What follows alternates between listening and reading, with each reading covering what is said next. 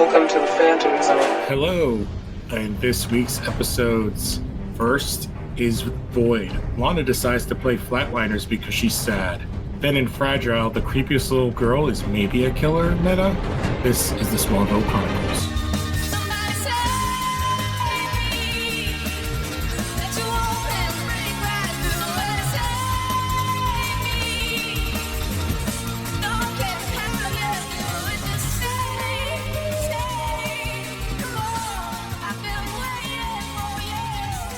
All right, we are back. It is now 2020. We are in the future, and in that future, we have willed in 2019 the return of SMALLVILLE in many ways. So we're going to start by talking about, before the CW crisis wraps up, we got an official, I would say, of all of the multiverses we saw, we got the most out of the SMALLVILLE universe. Probably that and the Brandon Routh one, which was I don't even remember what that was called. It was Superman Returns? Yeah, Superman Returns, but they had like designations. And I think the Smallville one was like Earth 167. Okay. Because most of them had like a number that made sense. Like 89 was the original Batman one with that we saw in the first episode. And like 66 was the one with Burt Ward. I don't remember why the Smallville one was numbered that. But yeah, we got like a good look at it. We also got like a quick shot of what do you call it? The Birds of Prey, where we had was it their version of Batgirl, right? She was running across. I believe so. Which is funny because that version of Canary is the bad guy on Batwoman. Yeah, Alice. And God, she makes that show like. Oh yeah, she is definitely the highlight of that show.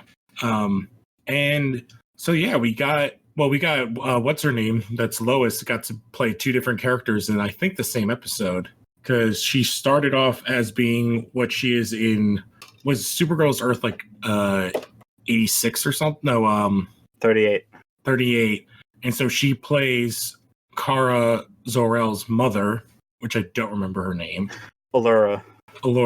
And then she returned in the Smallville clip, which was fun. So it is an interesting idea. I guess I have not read the comics. Like, you've read the comics more than I have.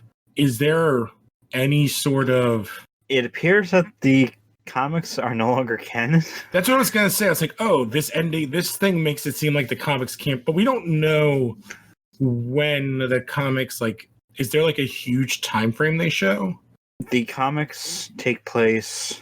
Like, they start right after the right after the season 10 finale, because I would say like the season 10 finale, Lex is kind of getting ready to run for president, and in this like visiting on Crisis, he is president. So yeah, there's technically two endings to the season 10, the series finale of Smallville.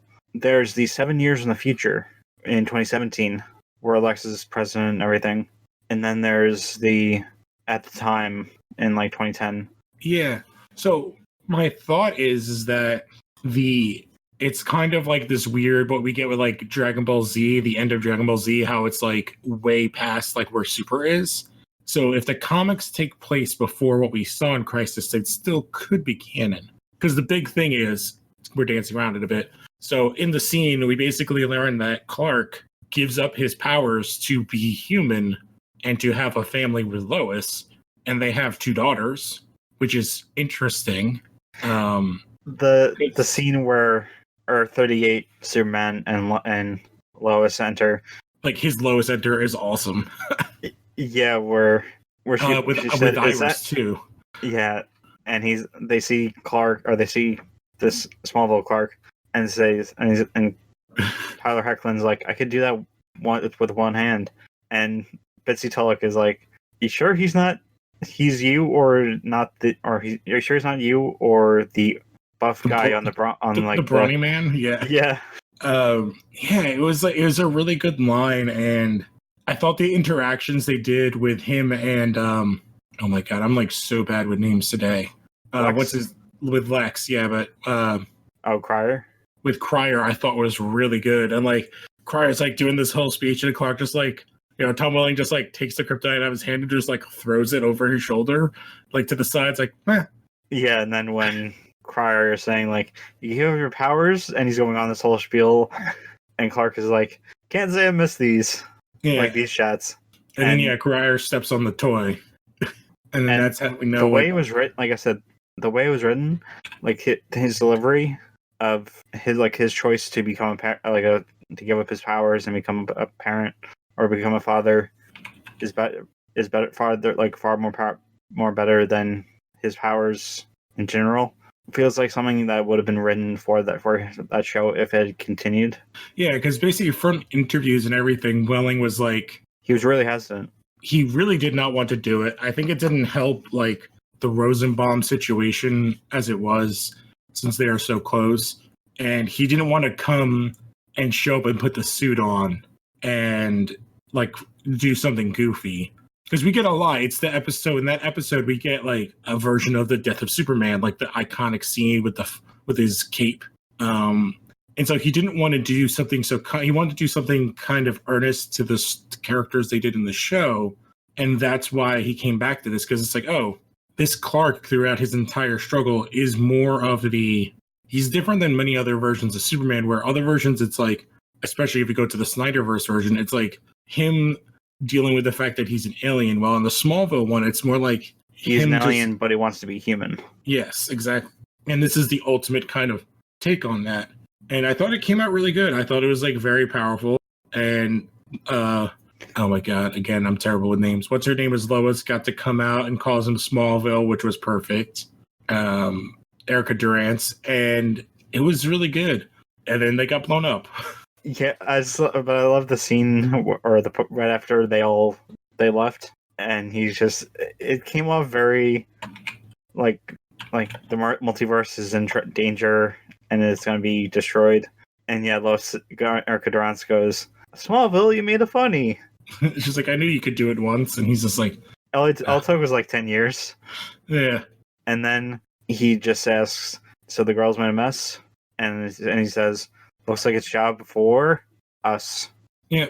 And it is funny because in that episode, we get kind of 3 Supermen being fathers and addressing that idea, because we have Earth 38, they just had their baby, who then got sent off, and they were trying to find it at another point, and I think they found it at this point.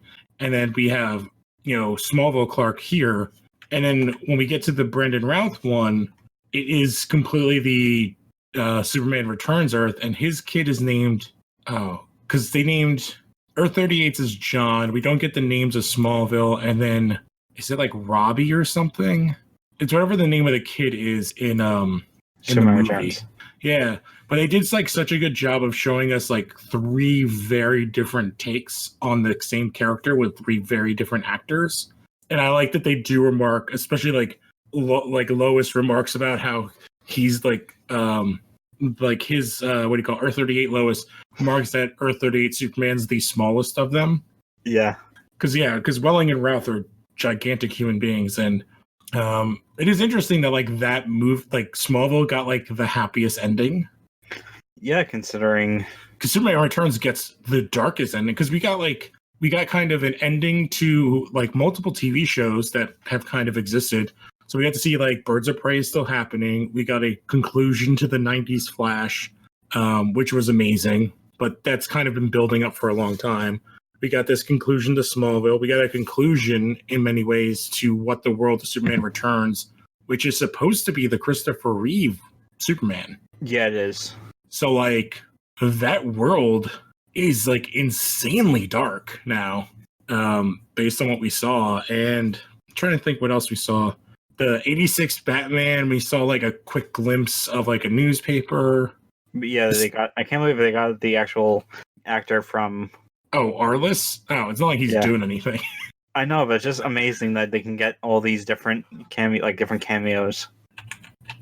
I'm trying to remember which other ones, we saw we were talking about before we started recording, we got like a kind of really lazy look at Titans where it's like they just looked up in the sky. Well, they reached out to the actor who plays Hawk. Yeah, the guy that was Aquaman. Yeah, they reached out to him to reprise his role, and it was not necessarily a Rosenbaum type situation where the money was bad, they wouldn't tell him anything. It was actually like travel issues. Yeah, everything was really rushed and on the hush hush as well. Like the Rosenbaum thing, like I completely get why he turned it down, and also with all the stuff in his personal life, like he was just not about it. And I don't think him being Lex would have worked. I think what would have worked and would have been interesting if he was like Wally West from the animated show. Yeah. That would have been like the thing to do. The thing that really got me was, I think it was part 3 of, and I think the Smallville stuff was on part 2. Mm-hmm. Was the fact that Barry and Tina got married, and they showed a flashback to the 1990 Flash series.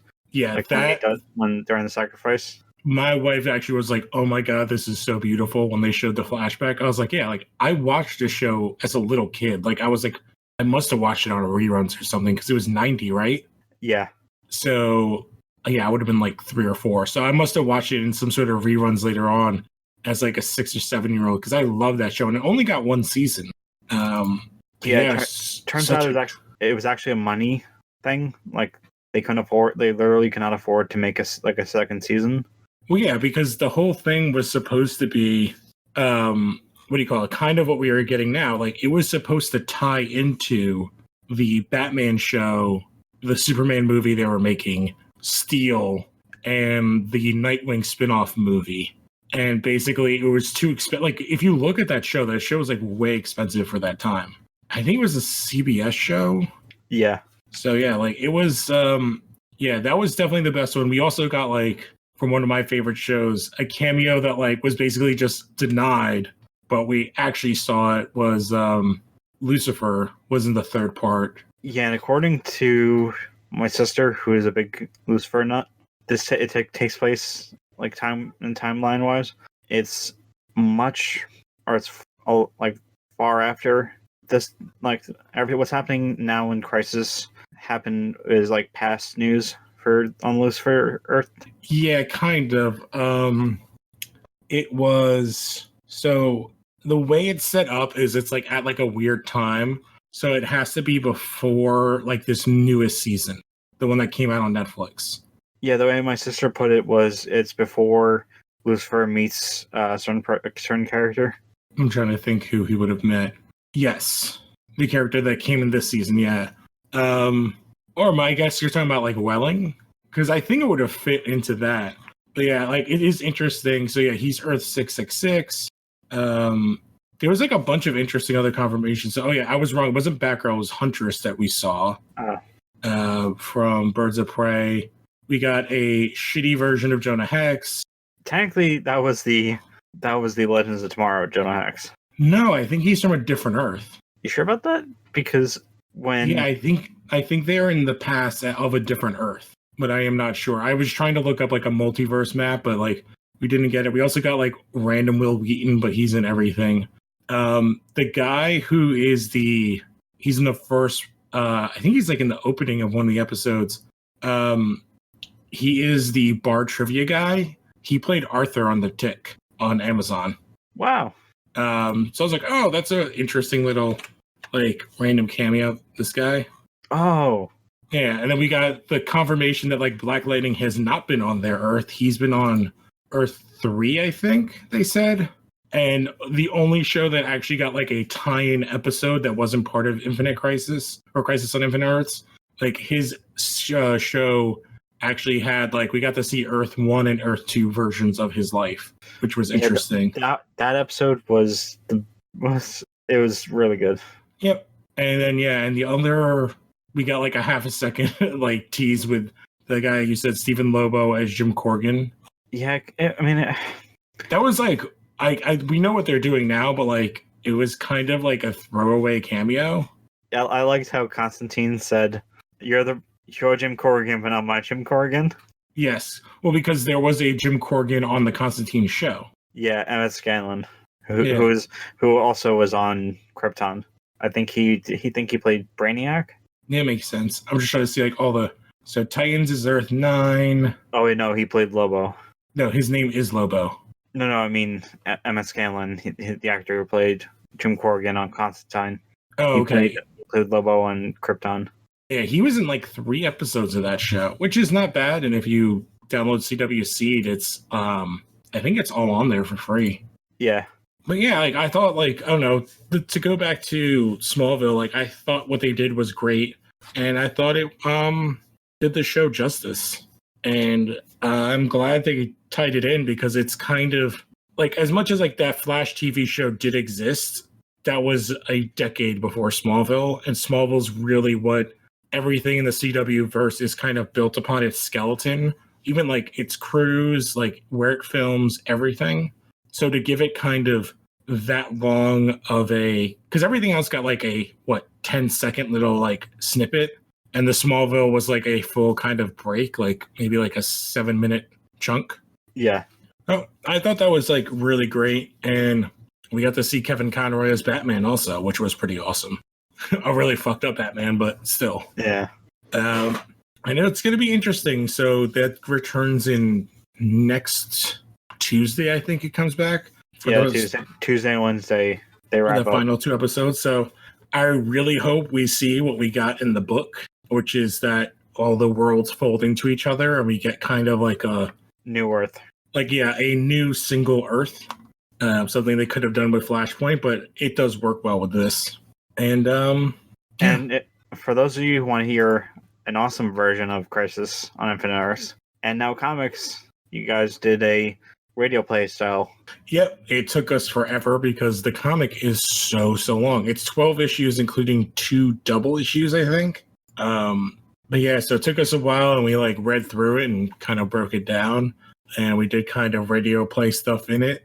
It was fun, but that is a very, very long book that can have whole sections of it removed, which they did in the TV show. And I think for the most part, the show is doing a pretty honest job of it. It's cutting around a couple of corners, but it's gotten rid of like storylines that were completely unnecessary to the book. Yeah, I mean, the next episode is going to be backstory on the Anti-Monitor and Monitor. Yep, it's the Marv Wolfman written episode, I believe. Yeah. Which will be awesome. So, but let's jump into our Smallville episodes. This first one's like weird, but we do get like some interesting-ish things out of it. And that is, the first episode is Void, which I think we talked about it last time, is basically them doing, like I said in the opening, is flatliners. So Lana is sad over her breakup. So she gets in with these young med students who are using a kryptonite-based serum to basically sort of touch death. And so she like hallucinates, and she sees her mom and dad, but every time she gets close, she like wakes up, and then she wants to go back, and they're charging her a shit ton of money. And that's kind of our A plot, and that's our whole kind of opening, is we get all of that. So these lab partners are Lance and his girlfriend Allie. From here, Chloe finds that Professor Fine has been spotted in Honduras. She calls Clark, who goes there. He's like, I don't want to come. And she's like, Lana's not here. And then he's like, there. And he's like, yeah, she's actually like not been here, that hanging out with her new friends. But yeah, you should go check on Fine. And then Lana and Allie arrive, and Clark's like, yeah, I'm going to like mosey on out of here. And Lana's like, yeah, Chloe, I'm fine. Don't worry about me. And she's all weird. And Clark goes to Honduras, and he finds a small child with a carving of a triangle, which looks like the Kryptonian spaceship. And then we get Martha's at the Talon, basically says that she's going to take over Jonathan's seat, and she wants to know why Lionel's been helping her. And he's like, you got to learn how to schmooze with these people. Everybody wants to get something out of you, kind of a thing. And we go back to our main plot. This is a very filler episode in many ways, except for the stuff in Honduras, kind of, and like with Fine. That and the feeling that everyone who's lost a parent wants to experience. The problem with this episode is it's trying to address the idea of like depression, but it doesn't do it well. It does not do it well at all. And instead of doing like a lot of drinking or doing drugs, it's like she's using a drug to see her parents to like almost die. So Lana goes back and to her friends for treatment. And he's like, I need more money. She's like, no problem. And we go to the Lexus Manor, and he hears someone's breaking in, and it's Lana going through his stuff, and he's like, what's going on? And she's like, well, there's this guy, he made this drug that kind of kills you, but then it brings you back, and you can see your parents on the other side. And Lex is like, okay, you need to like let this go, and then like kind of calm down. He gets a blanket, and she's like, okay, I'll just give me a blanket, leave it. And when he goes to do that, she steals his Porsche. So, which is like the 7th time I think it's been stolen, but at least she didn't knock him out. Yeah. So Clark gets the boy in the jungle to show him where where the spaceship was, and it's like all charred. And then we cut back, and Lex calls Chloe. He's like, you know, where's Lana? She's doing all this stuff, and Chloe finds like these books on near-death experiences, and Chloe goes to the guy Lance's place and finds Allie, who's like kind of looks like a meth addict, and she's like clearly been doing this too. And she's like, I'm gonna go to the authorities. And Allie, like as she's like dying, says it's a meteor rock compound, and then she coughs up blood and dies. I'm laughing, but it's like it's very ham-handed. Like again, this is like it's depression. It's also like a weird way to deal with like drug abuse, I guess. So Lana goes to Lance, and he's getting rid of the evidence. He's like, didn't you hear Allie's dead? And I have the last of the drug. And Lana's like, give me another injection. I'll give you Lex's Porsche. And Lex shows up, and they get into a fight. And Lana grabs the drugs, runs away. Lex goes after her. But Lance stabs him with the drug and injects him, and he collapses. And so we get a return to Lex's mom. She's playing from Lexmas. I think this is like the 3rd or 4th time we've seen her. And I think this is the beginning of what ends up happening with him going back to the memory place, right? Oh, Summerholt, yeah. Yeah, I think this is kind of where this kicks off. And she points out that the last time he was there, he was dying, and he ignored her advice, and that they say the path you're on will hurt, and he's not the only one that's going to suffer. And if you just stay, you're going to avoid killing so many people. And then he gets yanked back to life. And Chloe gives him the adrenaline injection, Pulp Fiction-y style. And they're like, yeah, we have no idea where Lana is. So it is interesting that, like, I guess canonically, like, her spirit is an actual spirit and is like, it's not a hallucination. It is actually like, I don't know. I guess it still could be all in the back of his head. And she's like his conscious in his head. I guess you can kind of see it both ways, right? Especially, well, it can seem that way, but when we get to the stuff with Jonathan, there are certain things that where, like, because that's the difference between like the 3 experiences we see. The one Clark has that we're gonna get to is very different than the other 2 in many ways. Well, actually, I would say Lana's is the one that's like very different because she just kind of sees her parents in like a moment that she remembers, while Lex and Clark actually have interactions with the people. But yeah, you're right. Like, so I'll get to it. Clark goes and super speeds, and they see Lana's like, I wanted to find love from people who unconditionally loved her parents. Chloe hacks Lana's ID and finds out that she's going to the infirmary, and she prepares to inject herself. When Lance shows up and he tosses her into a cart, he's going to inject her to kill her, but Clark knocks him away. She begs to have him for Lance to inject him, but instead he like stabs Clark with it, and because it's kryptonite, it goes in.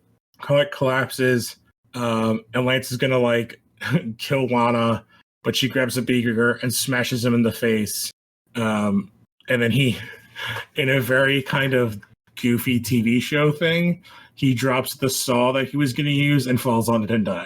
And this is where we cut to Clark in his hallucination near-death experience thing, where he's in the barn, he opens the door, and we see a bright light, and we get the return of Jonathan Kent. And he's like, you need to go back. You know, I made the deal with Jarrell. I would do it all over again. I don't blame you. I'm so proud of you. But I was protecting you from Lionel. Lionel knows everything, Clark. You have to go back, and you have to protect your keep mom. Martha safe and the whole world. Mm-hmm. And then shoves him back into reality, and he wakes up with Lana. So Clark goes home and calls Martha, and there's like she goes down. There's a red dress for her to go out with Lionel. He tries to explain and warn her that what he's been through, but a knock happens, and Lionel takes Martha out. And then we have Clark and Chloe, like they didn't find anything unfine. But when he saw Jonathan, he's like, I saw my dad, and he told me Lionel knows my secret. And Chloe's like, well, Lionel was actually the source of the Honduras photos. And Clark's like, what is going on? Is Lionel playing like both sides? And then we get Lexus practicing piano, and Lana arrives to apologize. And he's like, yeah, I saw my mother too, but doesn't say exactly what she said. And it's like, she's very proud of the man I was becoming. And Lana replied that she should be. And basically, this is like the beginning of them having a relationship. And then we get to see her going through her family photos, and Clark shows up, and she gives him an explanation how she's always felt alone, but she won't allow herself to be dependent. And they kind of end on good terms. And he just wants her to be happy. And she's like, I will be. But yeah, like, it's kind of, I don't know if you could consider the afterlife stuff to be real, or like kind of both of their subconsciousness is. That's the right plurality of that, or all three of them. Because Lexus could definitely just be like his kind of inner conscious. And even Jonathan could be that for Clark, like, because he's kind of had ideas of Lionel being shady. So I don't know, it's interesting. But overall, this is, besides that Jonathan scene, this is really not a good episode. But that one scene kind of brings up the rest of it. Oh yeah, there's something that we didn't mention when Lex had his trip with his mom. He was wearing the iconic black glove. Yes, that they will revisit over and over again. Yeah, this episode wasn't great, wasn't bad, or at least in my eyes. And anything that gets us more Jonathan Kent. Yeah, I think that's it. Like, that one scene kind of pulls up this episode. Like, if you remove that scene, I think this is a terrible episode. But what it gives us in that is so good. And it opens us up to the storyline. And it starts next season with Lex going to Summerholt and the return of that and dealing with his memories. And kind of like, again, taking their long-ass journey to get Lex and Lana together, which kind of starts to push further in the next episode. So, are we good to move on to that episode? Yeah. So the second episode is Fragile.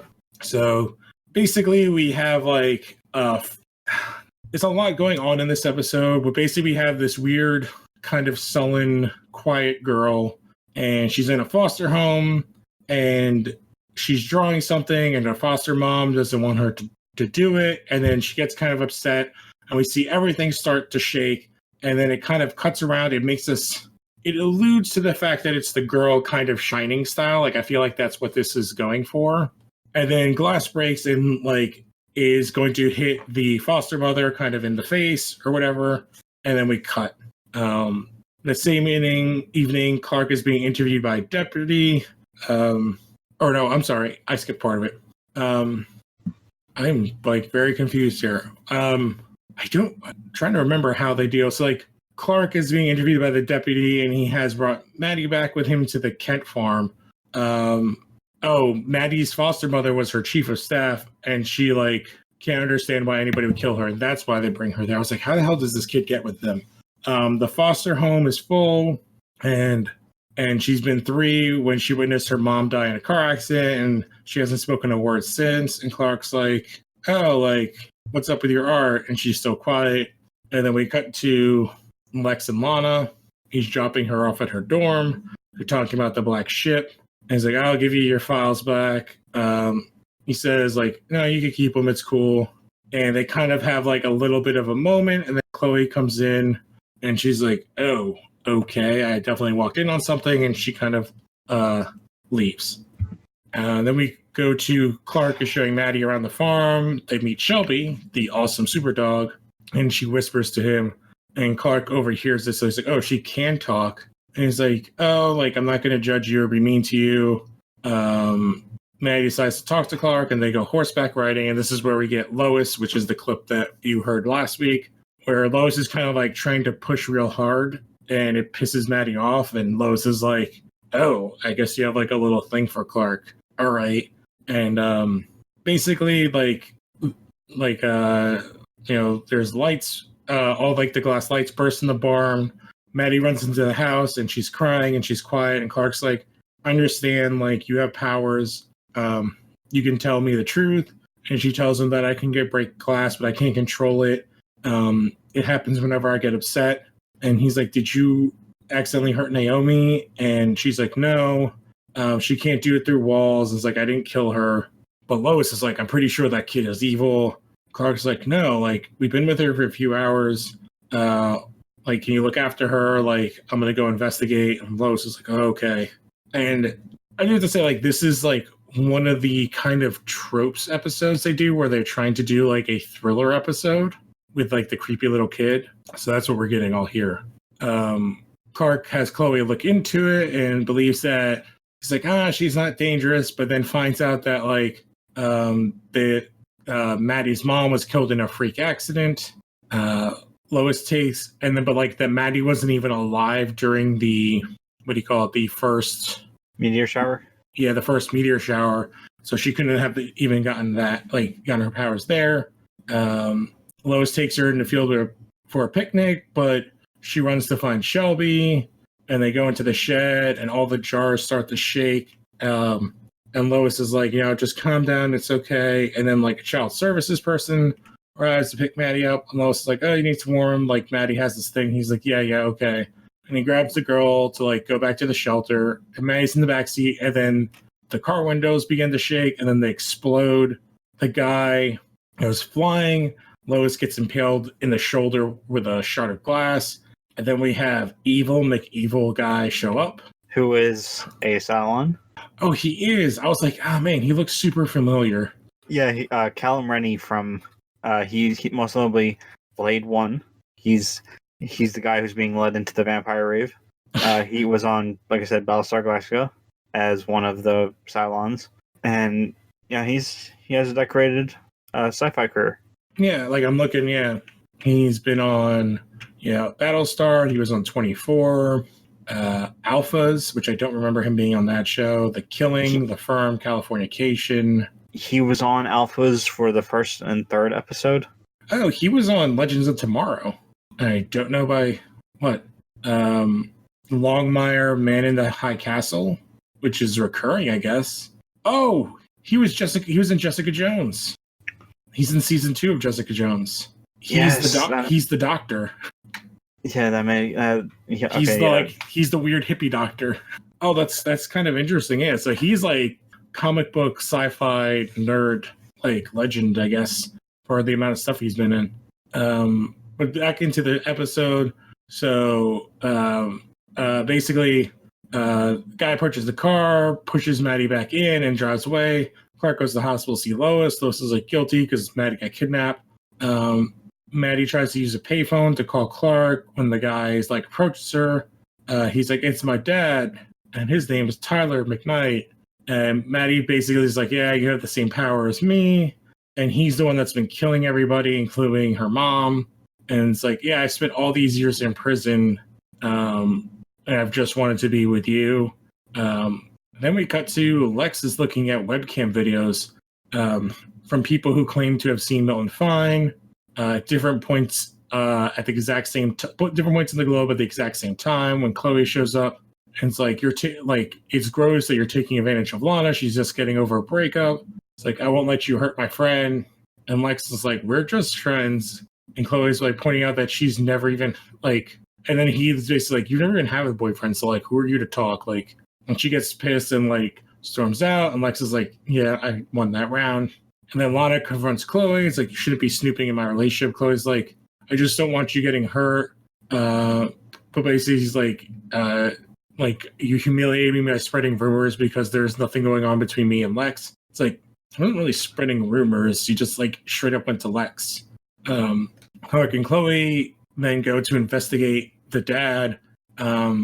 and that he probably picked up the ability because he was a stained glass workshop the day of the meteor shower, and he used his ability to rob a jewelry store and then was put in Bell Red. But they gave him a clean bill of health and released him, and they find his mom's address, and she's like, wait, I didn't even know he had a daughter. And it's like, look at all this like unstained glass portrait that Tyler made. And it's like, oh, that the finished piece is what was hanging up at the Talon. And they're like, oh yeah, Tyler made that.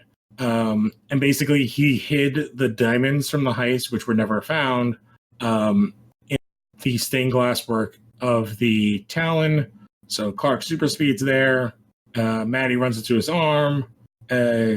And Clark takes Lois back to her apartment and reports Maddie's going to live with her grandma because the dad ran away.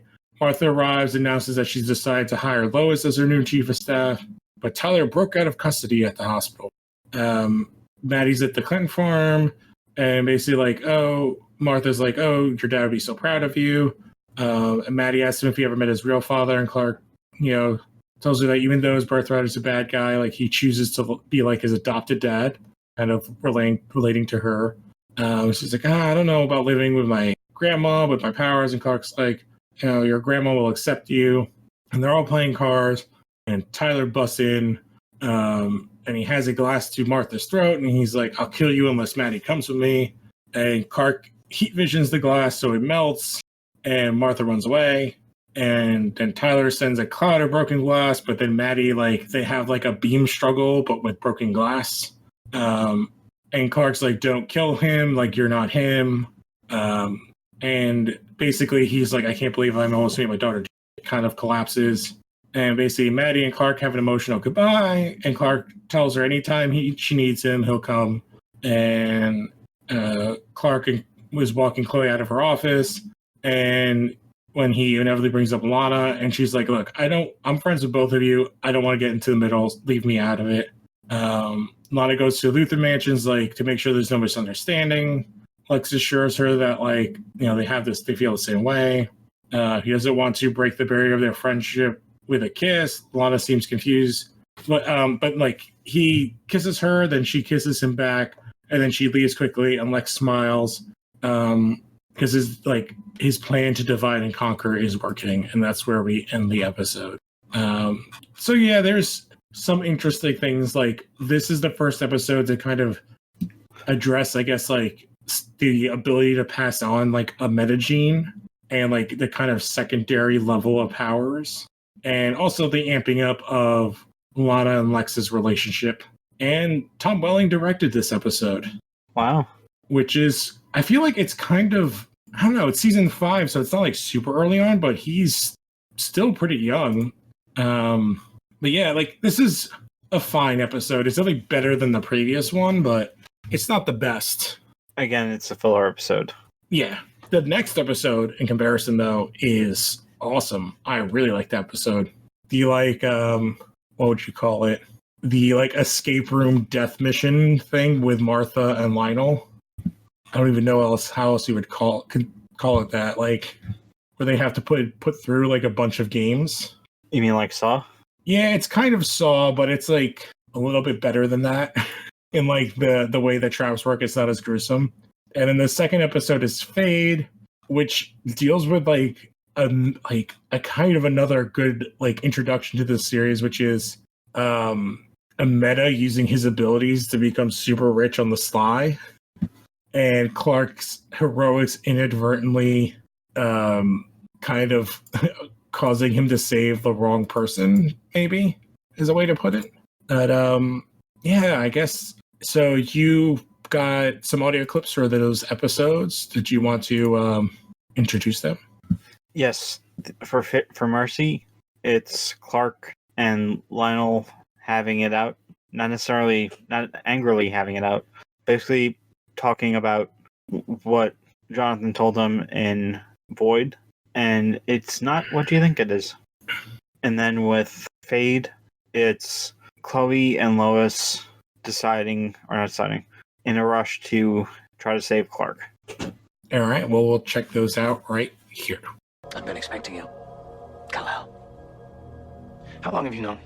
From the moment I held in my hand the crystal that helped to form your fortress of solitude. The one that put you in a coma. Coma. I'd like to think of it as a state of contemplative repose. You've known my secret for almost a year. Yes. Why haven't you done anything? What? Exposure to the world? Some strange visitor from another planet?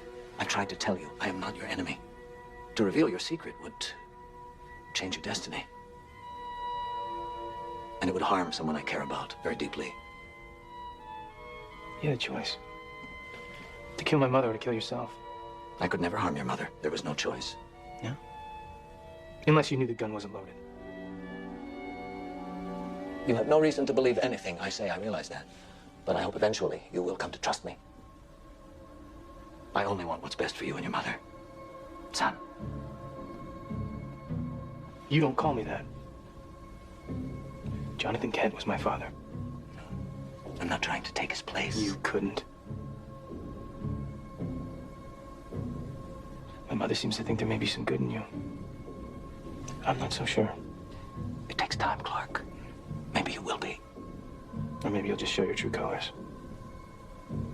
Secret or no secret, you stay away from my mother, or you'll wish I never saved your life. Lois! Hey, where's Clark? I have no clue. He just busted in here, warned me about Graham, and took off. Do you have any idea where he went? No, I wasn't exactly paying attention. And you know what? To be perfectly honest, I am starting to get a little tired of him thinking I need his approval just to go on a simple date. Can you please tell me why Clark Kent is so obsessed with my love life? Lois, Graham's a killer. A professional hitman. Of course he is. We need to find Clark. Clark! All right. Well, that does it for this episode. I'll say quickly, don't forget to check out all the other shows. And now comics, or we are covering the latest comic book news and stuff and everything else. Al, you have your shows and your site. Yeah, VGU.tv, where we're going through our games of 2019, games of the decade. So keep your eyes peeled to VGU.tv. All right. Well, we will catch you guys next time. I am Lou Gonzalez. And I'm Alan Muir, and this podcast stands for truth, justice, and American Boy.